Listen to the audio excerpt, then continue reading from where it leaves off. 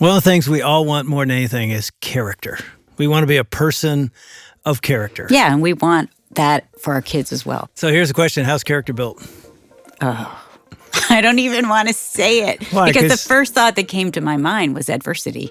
Yeah, I mean, we all know that. I've preached that. I mean, character's built through hardship. And we want character, but we don't want hardship. We don't want the road to character. Yes. We just want to sort of end up there, but it takes a journey.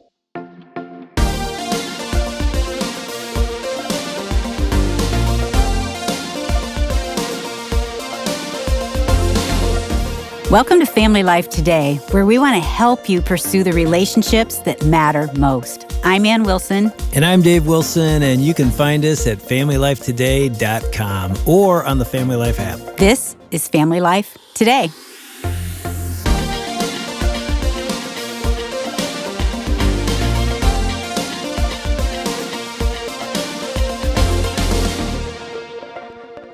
Today we get to talk about that journey with Scott Sauls, pastor back in the studio of Family Life Today. Welcome back, Scott. Thank you, Dave, and good to be with you. I mean, you're over there smiling a little bit. Are you smiling about the idea of character or what? No, I'm still laughing at jokes you were telling off air before we started here. Nobody laughs at my jokes. I don't know what Scott that does, means. though. That's good. But Scott, when I picked up your book that we're going to talk about today, Beautiful People Don't Just Happen, I did not know from the title exactly where you're going, but as I read it, it's this journey. I mean, the subtitle is How God Redeems Regret, Hurt, and Fear in the Making of Better Humans. Pastored for, it's been over 20, 25 years now? Coming up on 30. And you still look like In a young Nashville? man. Yeah. He does, doesn't Well, he? thank you. It's, the shaving your head, I think, knocks a few years off, at least visually. We have that in common. But yeah, coming up on close to 30 years now. We planted a couple of churches in the Midwest before our years in New York City at Redeemer Presbyterian, but I've been at Christ Presbyterian Church in Nashville for the last 11 years. And this is your Serving. sixth book?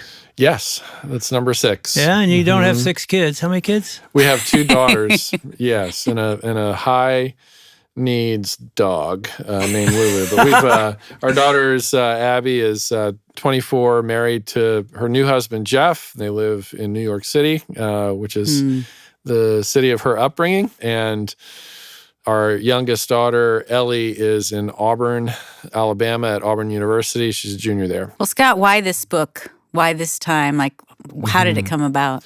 Well, it was conceived, written, and birthed during the pandemic. And, that was a very unusual, hopefully never again to be repeated season for all of us who are alive today.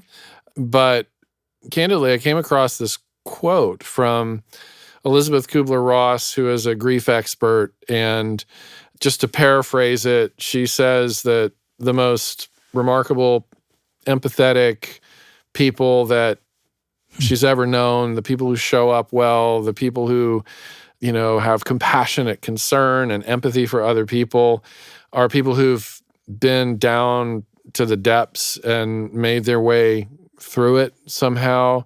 And then the last line is, beautiful people do not just happen. And that's where the title of the book came from. In our experience and in our ministry, the 3 human pain points of regret, hurt, and fear were just coming up all over the place. Y'all probably had similar experiences when you were pastoring a church and you were pastoring during that time as well. Like everything that had been under the surface for people just, comes out in the open, explodes out in the open due to the upheaval that happened through the pandemic. And, somebody asked, what kind of book is this? And I'm like, I guess it's like a 21st century Presbyterian pastor trying to write something similar to Brennan Manning's Ragamuffin Gospel, meaning that that's a book that I have looked to pastor me over the years when there wasn't somebody nearby and available. I've looked to that book to pastor me and reacquaint me with the grace of God. And I thought, what if I wrote my own version of that kind of book where somebody could pick it up and say, this book is a pastoral book. And it's partially dedicated to people who help other people, therapists, counselors, pastors, ministry leaders, parents, social workers, etc. It's designed for people who are dealing with regret, hurt, and or fear, and people who are showing up for those people and meeting them in those places. And so hopefully it's a resource that'll help some people. I mean, I was blown away by it. I really was. It's beautifully written, challenged me, challenged us as we talked about Absolutely. it. And I want to talk about those 3 pain points. But before I do that, I would love to read the opening paragraph. Okay. Either I read it you can read it. No, you want to read it, Scott? You go. You wrote it.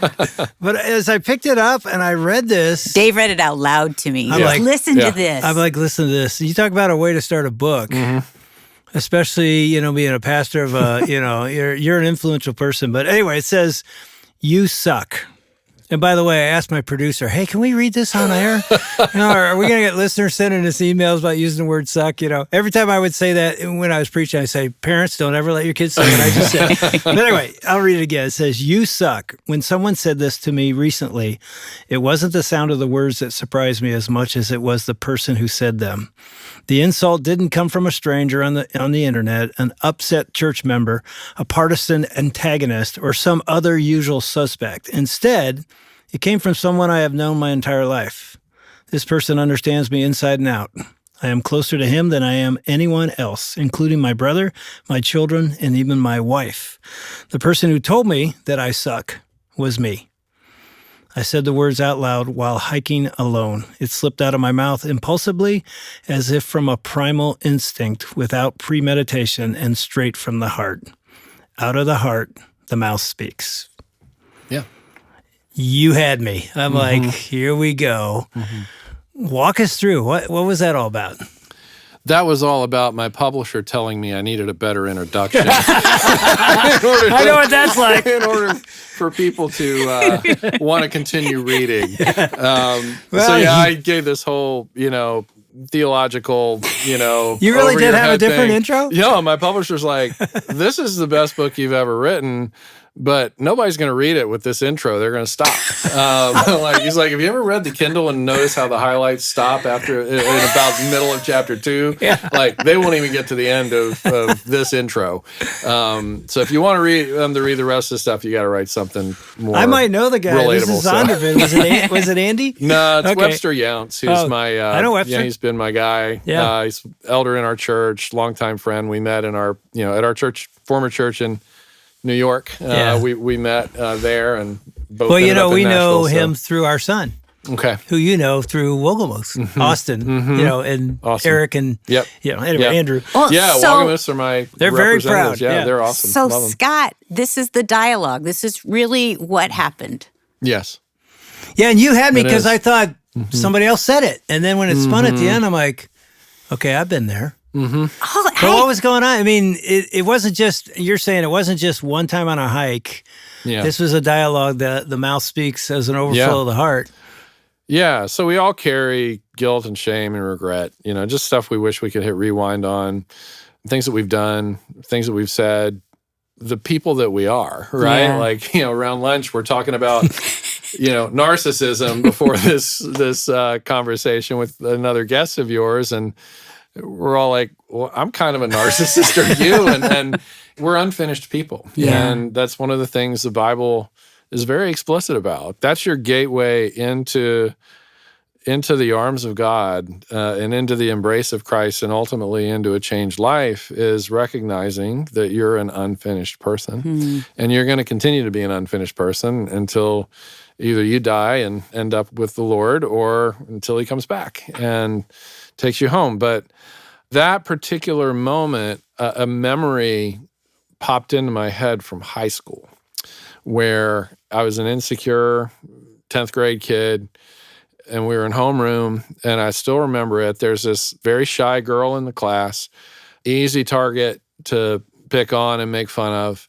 And I thought, I'm feeling really insecure today. If I could just do anything to make people laugh, maybe that'll be a good drug of choice for that morning, right? And so I said across the room, "Hey," and said her name. "You're the ugliest person I've ever seen. And the class laughs, and I felt good for a second and then felt really dirty after that. And, and that was a situation where I sought her forgiveness and went through all that and got her forgiveness, and she was very gracious and kind. But it still sticks with me, like, within me is the kind of person who can say and do those sorts of things. Not just 10th grade me, but grown up me. I still have that ability. It's still in me. And so, the words just kind of spontaneously came out of the mouth. And that, of course, the story goes on about how God provides an oasis for those kind of self-loathing moments where we wish we were somebody else, Yeah, and obviously, part of that discussion in your book was about regret. You sort of introduced regret and then hurt and anxiety and fear. Yeah. Talk about how, because I know there's listeners, I've been there, where I've had nights where I wake up in the middle of the night with a regret. I didn't have a lot of my, in many years of my life, but it seems like the last 10, 15 years, there were moments like it was like I regret saying something or hurting somebody in a way. And in some ways, it's hard to let go of it. It's like, it's a pain point, like you said. Yeah. So help a listener, and I know you've done it. How do you navigate that? When you reach that point of life where you start realizing that the clock is ticking, right? You start to get more contemplative and introspective. Maybe that's what it is, yeah. I was just reading. Kids are older this time. But I'm older too, I'm not just saying, hey, people like you. Like, I've reached that season of my life too, where I'm kind of on the back end of midlife. And I read an article a couple of weeks ago that said the older people get, the bigger they feel all their feelings. And that is so true. Like the gladness, the joy, the things that we savor get bigger, and the hard stuff gets bigger. And, maybe that's just God making you more human and making me more human to awaken us to ultimately to our need for what Jesus Christ is eager to provide. Yeah. Right. I mean, have you found a way to let go of that? I mean, I think if I'm remembering right in your book, you say the girl that you said those words to, you've gone back to her enough times where she says, Scott, we're good. Yeah. Like, you just want to make sure that she understood that you, and so, and sometimes like we still hold on even though we're good, and God says you're forgiven, you can move on, but often we don't. Yeah. And people say that, and people mean it. And for me anyway, it's because I've been walking with the Lord for so many years now, it's maybe even easier than it should be for me to just assume God is just so forgiving and merciful over and over and over again. And it's not presumptuous. He is. He says he is. And so, it's a lot easier to get over it when I've sinned against God than it is when I've sinned against a person, because as a person, I know I have a lot less capacity to be hurt and injured and wounded by somebody else. And I assume that about other people, that like what I say to God, it did leave marks on Jesus, but there are no more marks to leave on God because it was complete. The work was finished in Jesus. But when I sin against you and I say something mean or take something from you that's not mine or whatever, it leaves a mark on you. And it also leaves a mark on me. And so I think that's the huge task, kind of pastor to pastoral couple. Like, we should be pros at this by now, but we're still like realizing like we're fragile and everybody around us is fragile, and it's a sacred thing to hurt somebody or to be hurt by somebody. And it there should be a grief, but not one that kind of keeps us stuck in despair. I think a lot of listeners, I think I was stuck in that for so long because probably of sexual abuse. I would say that over and over in my own head. Say what? I'm unworthy. I'm fat. I'm ugly. I think a lot of listeners, they go through this mantra in their heads. Some people use it as a way of motivation even, or something's been done to us and they're stuck. Like they're just stuck in this valley of like, I don't even know how to get out. I know I'm hearing that God says he loves me, that I'm forgiven, that I'm worthy. But how do I get out of that? Yeah, repetition, right? We've got to just be reminded over and over and over again. I think it was Martin Luther who, somebody asked him, why do you preach the basic, simple gospel to us every single week. It's like, because you forget it every single week. And we're chronic amnesiacs. We forget, we absorb guilt and shame like a sponge. We leak grace and love toward us, like a broken jar. Is that you? That's like really good. You better write that down in your journal. Put that in your journal. I'm married to somebody who's really great with metaphors, so it probably originated with my wife, Patty.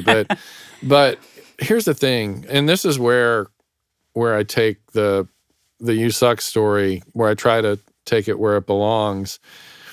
Those realities about ourselves, those things we want to hide, those things we're ashamed of, those things we don't post about ourselves on social media, those things that we wish were never true, those might be the things that make other people want to run the other way, but they are also the things that make Jesus want to run straight toward us and to embrace us and assure us of his love, like that father of the prodigal son was just so eager to run toward his son. I think about cancer doctors, right? Because I live in a city, they call it the Silicon Valley of healthcare, Nashville. It's like a world center for healthcare. I've always been a little bit chapped that they don't call Silicon Valley the Nashville of technology. But some of these cancer doctors, like, they've cured a lot of people. And when they spot or discover a cancer patient, they're motivated. Like, they're like, let me at you. Let me at that. Let's do this. Let's get you whole. I've got what it takes to give you the best chance there is to survive this. So let's roll in ways that somebody who doesn't know the first thing about might actually avoid that person just because of the discomfort, not knowing what to say or whatever. And the Lord's like that with all of our wounds, right? That's good. He's drawn to that part of us, the very part of us that we are most ashamed of and repulsed by, he is most drawn to. Christ came into the world to save sinners. I did not come for the righteous, but sinners. I did not come for the healthy, but for the sick. That's why I'm here. Reminding ourselves and also surrounding ourselves with people that we can remind of these things and hear ourselves say it, and they can remind us. It's the only thing I know. I mean, candidly, if I could just be honest, last night I'm having a panic attack in the middle of the night just because I'm half asleep. You're afraid of Dave and Ann? Is that what it was? No, definitely not. You guys are very approachable people. So this was last night? No, but it's the last night. And, that's part of my story. I write about it in the book. Right. But yeah, I've gotten myself into too much right now, and I'm kind of on overload and don't say no very well. And a lot of things, but it just all kind of hit me like a deluge. And she could say, dude, I'm trying to sleep. Can you go to the next room so that, I'm not bothered by this thing, that you go through every now and then in the middle of the night, usually.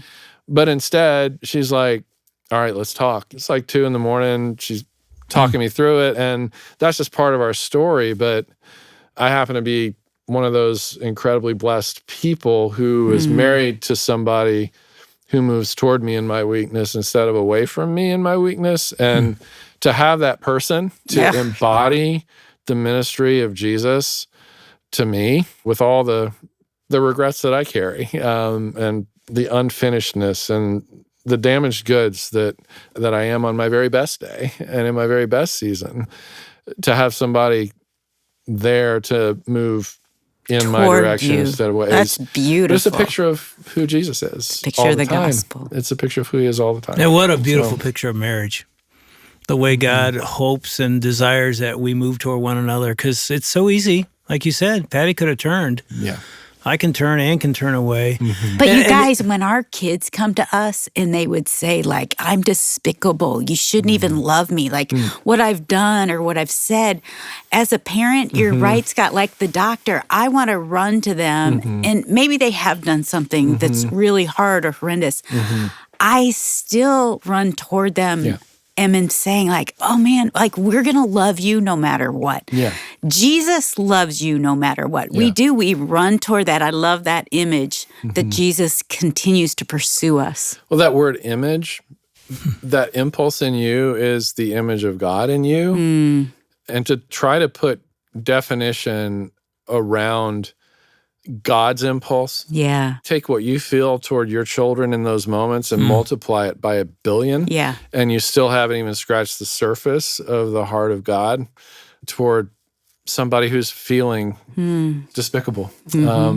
Jesus made himself despicable. He was despised and rejected so that we would never have to be. You know, he took our future judgment day, he took it and moved it to the past, and took it on himself at the cross. And there's nothing left except that Father waiting to embrace his wayward children and waiting to embrace his hurting children, sinners and sufferers. That's where it's at with the Lord. I mean, Scott, take us to, you're in the bedroom last night and you're having a panic attack. What happens mentally as Patty reaches out to comfort you? What shifts, or how do you get out of that? Or how did you? I start by feeling guilty that I've woken her up with my weakness, right? And that shifts pretty quickly as she responds with an opposite reaction. And yeah, there's comfort. That old phrase, misery loves company. Suffering alone, nothing worse, because it's so unnatural to be isolated, especially in our regret or in our hurt or in our fear. And Jesus is always there, but he's invisible. And so we struggle to access that reality sometimes. And so he gives us each other. He gives us the church, and he gives us friends. And some of us, he gives us family and spouses and kids or parents or what have you. Some of us don't, you know, like both Patty and I, both of us come from a family history.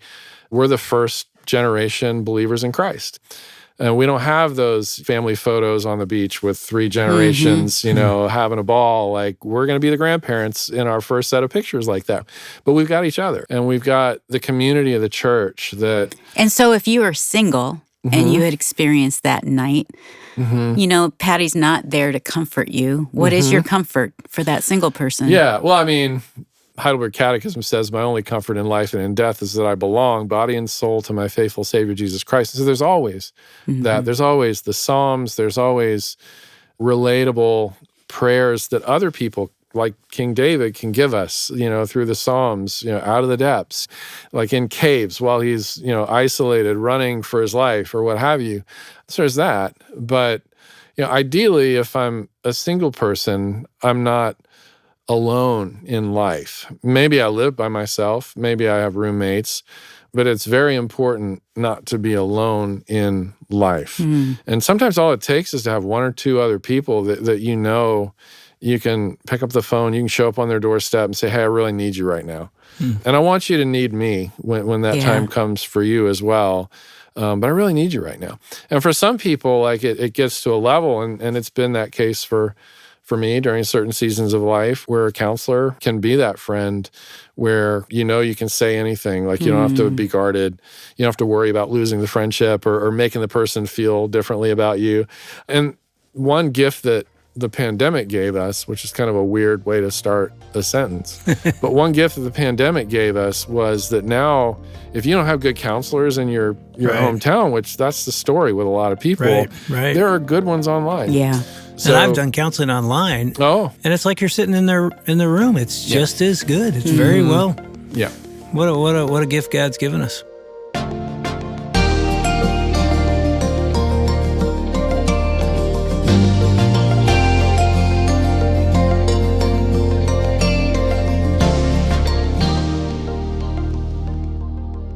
You're listening to Dave and Ann Wilson with Scott Sauls on Family Life Today. You know, Scott's book is called Beautiful People Don't Just Happen: How God Redeems Regret, Hurt, and Fear in the Making of Better Humans. Wow, what a great title. Well, we'd love to send you a copy of Scott's book as our thanks when you partner financially this week with Family Life.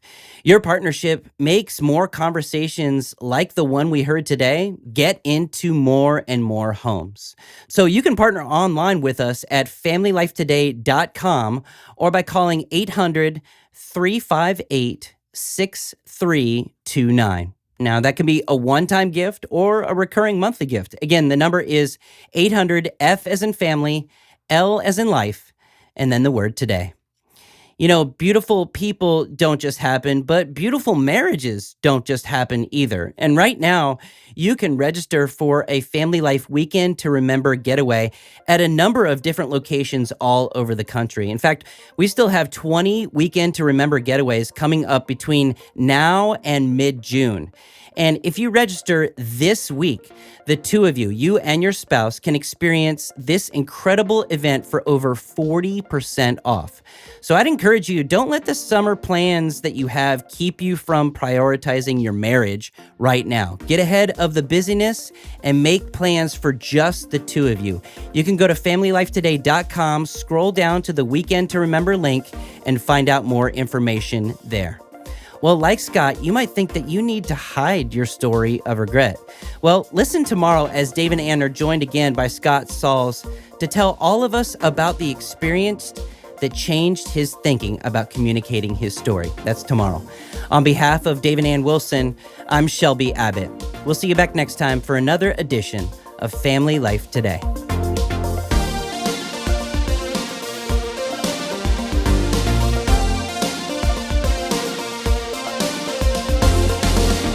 Family Life Today is a production of Family Life, a crew ministry, helping you pursue the relationships that matter most.